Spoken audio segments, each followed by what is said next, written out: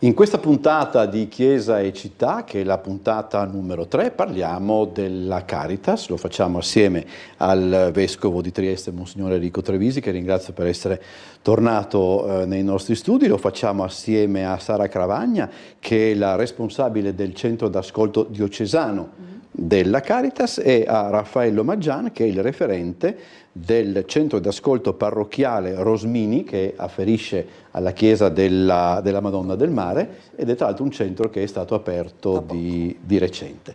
Allora, Monsignor Trevisi, che cos'è la Caritas? Perché noi è una di quelle cose che magari la gente è abituata, conosce, ma non sa esattamente come è nata, per cosa è nata e che cosa fa.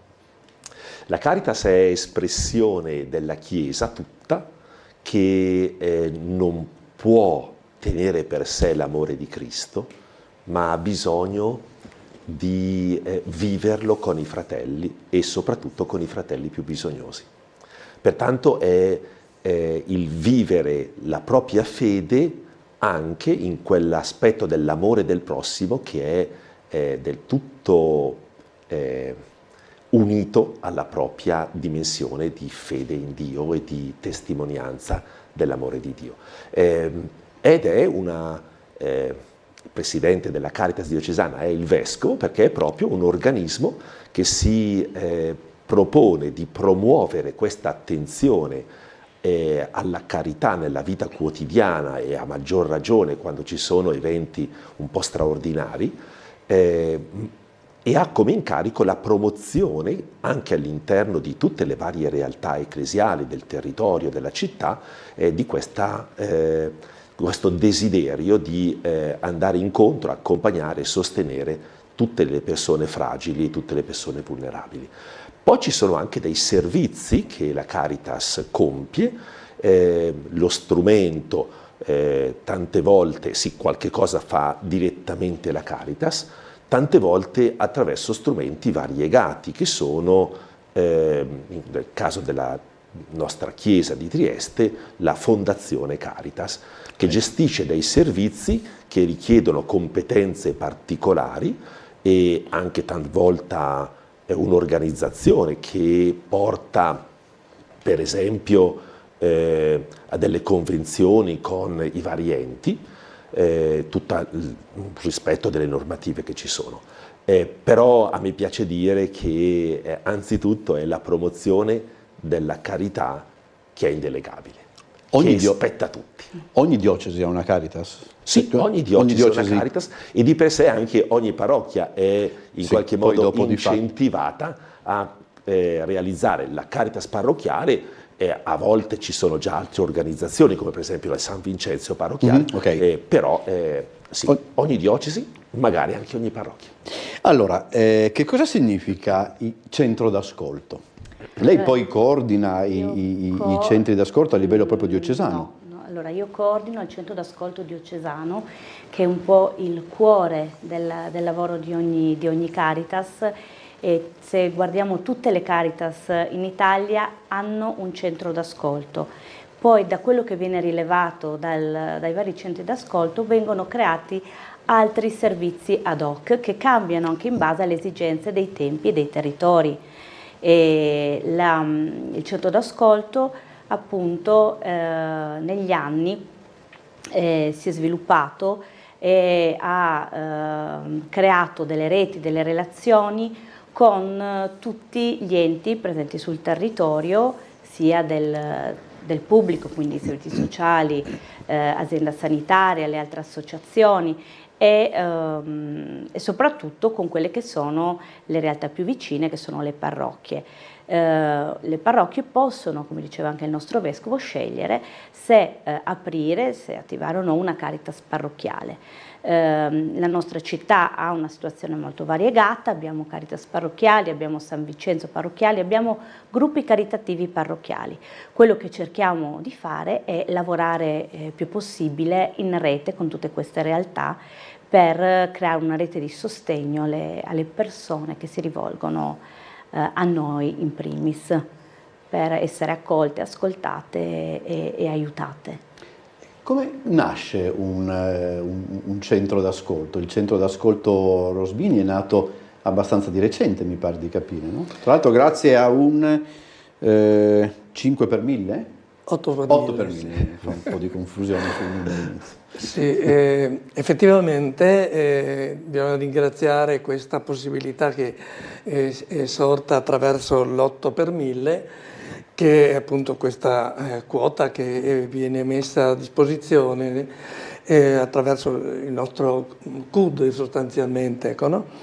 E quindi questa cifra è arrivata nella parrocchia di Madonna del Mare e con un progetto da realizzare.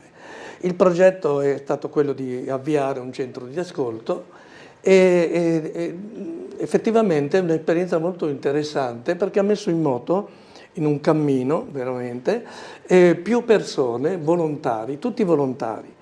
E la caratteristica proprio di un centro di ascolto è quello di ascoltare. Allora uno dice, beh, ma che differenza c'è con altre iniziative che ci sono in città? Perché questa è la domanda che uno può farsi. Quando tu trovi per strada una persona, gli dai l'elemosina, no? E già fai carità, si dice, no? Ma è ben diverso prendere dalla tasca un euro e invece chiedere alla persona, scusa, ma come mai ti trovi in questa situazione? Sì. Cioè è un abisso tra i due modi di fare.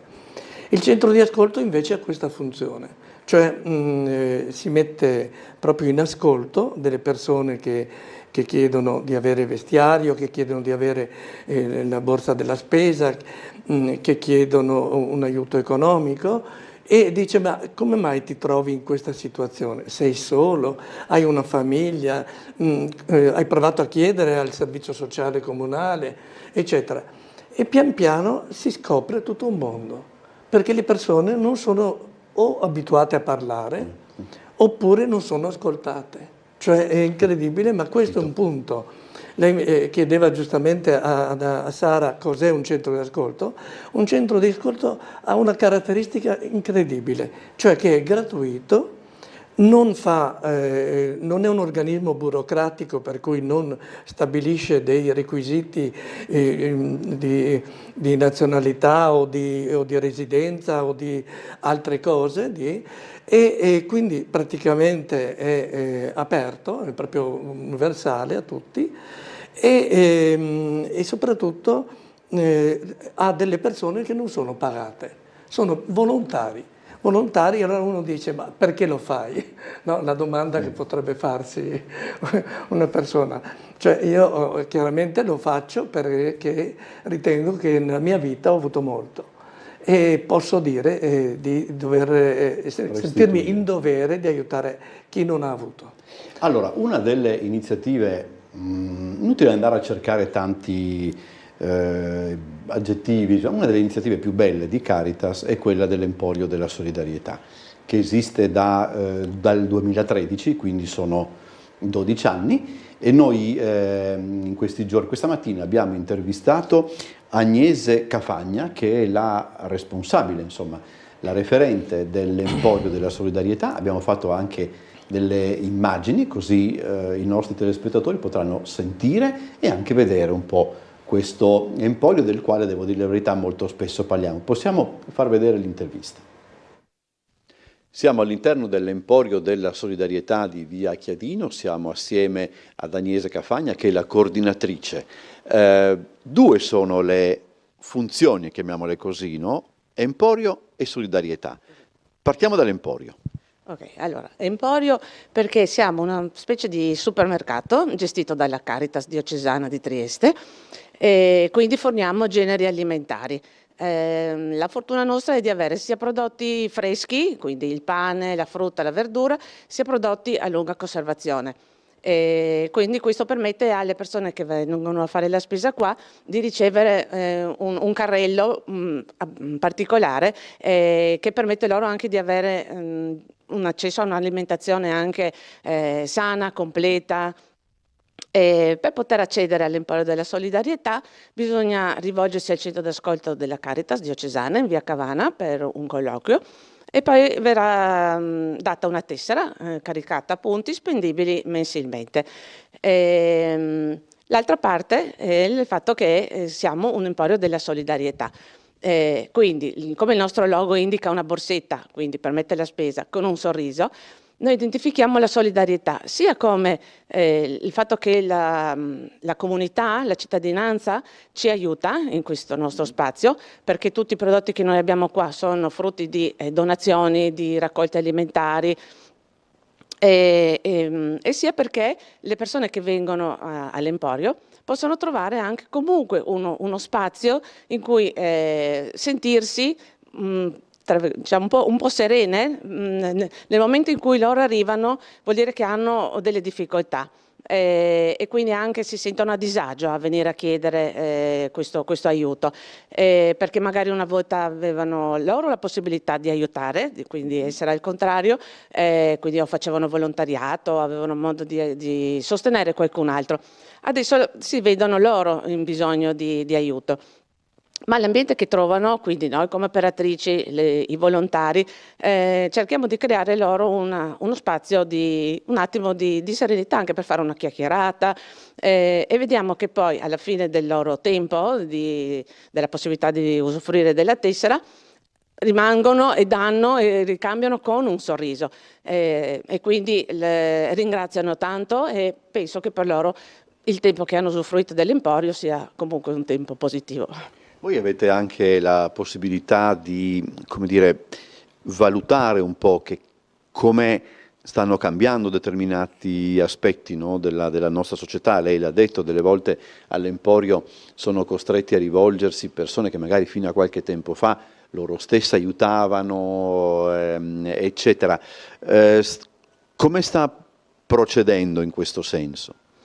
Allora, noi siamo sempre in relazione con servizi sociali e con la Caritas, il centro d'ascolto, e quindi questo permette di valutare di conoscere le persone in tutti i loro aspetti, e quindi sicuramente si nota che molte persone perdono il lavoro, ci sono molte famiglie numerose, non italiane come anche straniere, che almeno momentaneamente hanno bisogno di questo spazio, perché usufruendo di una borsa della spesa o di generi alimentari, con una parte delle loro entrate possono poi sostenersi nel pagare un affitto, nel pagare qualche bolletta, no? Quindi questo è anche un po' la funzione o l'aiuto che l'Emporio può dare.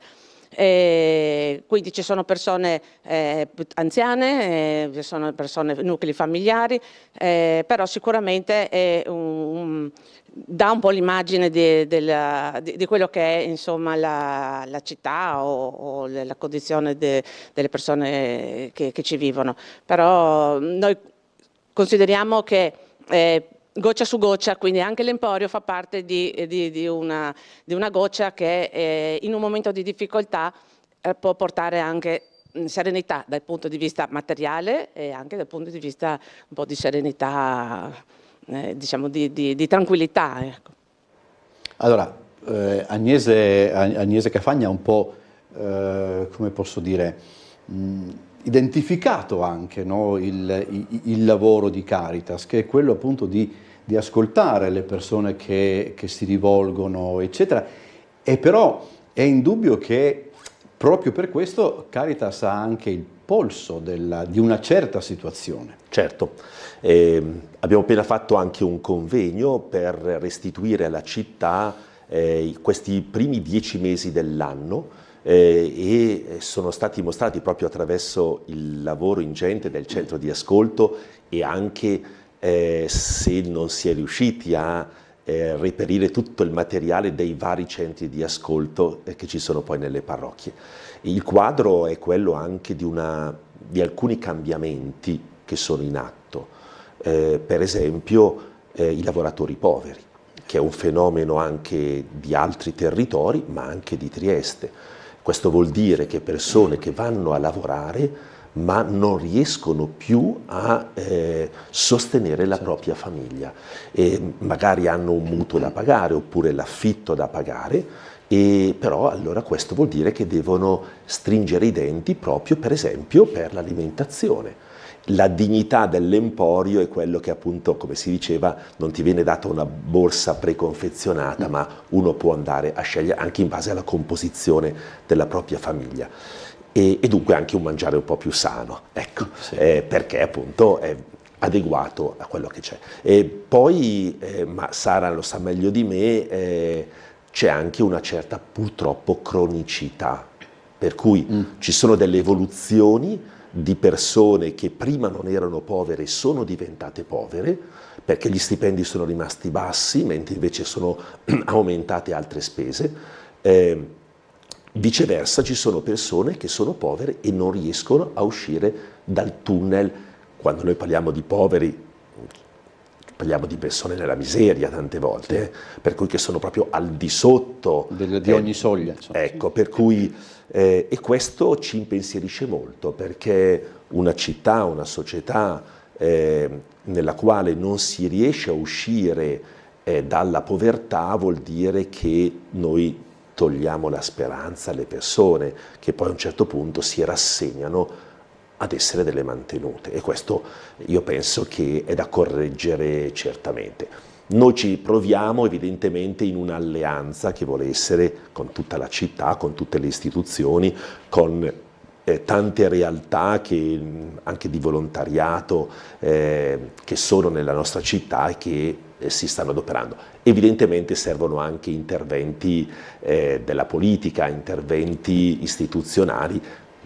Citavo il tema dei salari troppo bassi, che è un tema rilevante sotto gli occhi di tutti. Abbiamo ancora 2 minuti di tempo, ma Gian, come si può diventare volontari? Qual è l'iter? Allora, intanto è necessario avere del tempo a disposizione, poco o tanto, ma è importante che sia messo a disposizione gratuitamente in base a dei valori, per cui è importante che si abbia in testa dei valori, ama il prossimo tuo come te stesso, oppure la parabola del buon samaritano, no? Comunque puoi avere l'idea che devi vestire gli ignudi, dare da mangiare agli affamati, eccetera, no?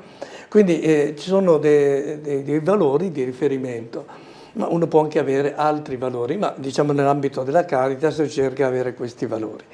E poi è importante avere delle capacità di ascolto, ad esempio, e quindi di comunicazione, ma anche capacità, per esempio, di parlare, di insegnare l'italiano agli stranieri.